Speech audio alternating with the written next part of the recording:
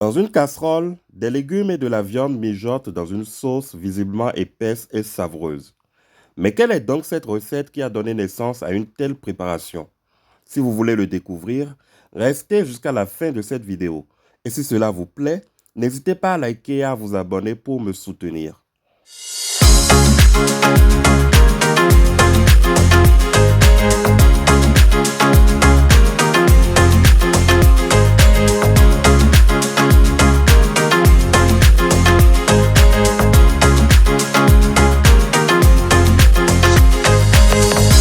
Aujourd'hui, nous allons préparer du ragoût de pommes de terre et pour ma préparation, je vais utiliser un demi-kilo de pommes de terre.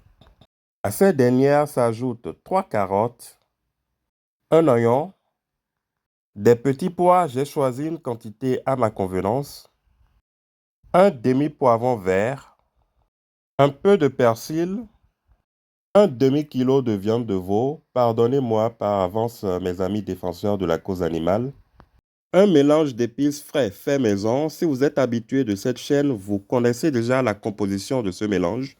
De la purée de feuilles de laurier, mélange de 5 épices en poudre et enfin du sel.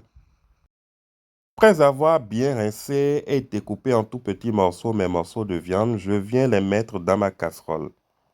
J'ajoute ensuite mon mélange d'épices fait maison, ma purée de feuilles de laurier, un peu de 5 épices en poudre, de l'eau, du sel. À l'aide de ma cuillère, je mélange bien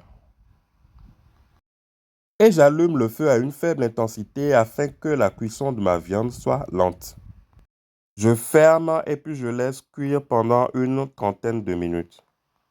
Pendant que ma viande est en train de cuire à feu doux, je viens découper en deux mes pommes de terre, mes carottes en petits morceaux, mon poivron et également mes oignons.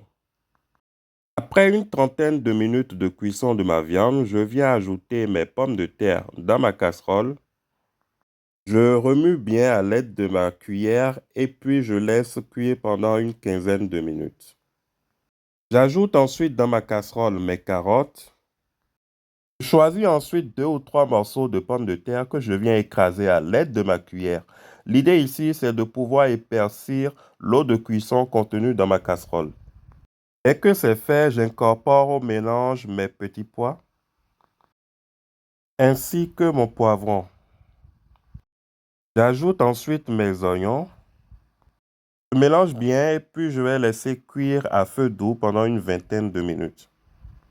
Bon, cette étape est très importante. Il ne faut pas hésiter à se servir un petit apéro en attendant la fin de la cuisson. Et voilà, notre ragoût est prêt et servi. Il ne reste plus qu'à manger. Je vous remercie d'avoir suivi l'intégralité de cette vidéo. N'hésitez pas à liker et à partager si vous avez aimé ce contenu, à vous abonner à ma chaîne pour être au courant de mes prochaines vidéos. Je vous dis à très bientôt pour de nouvelles recettes sur ma chaîne Cuisinons ensemble.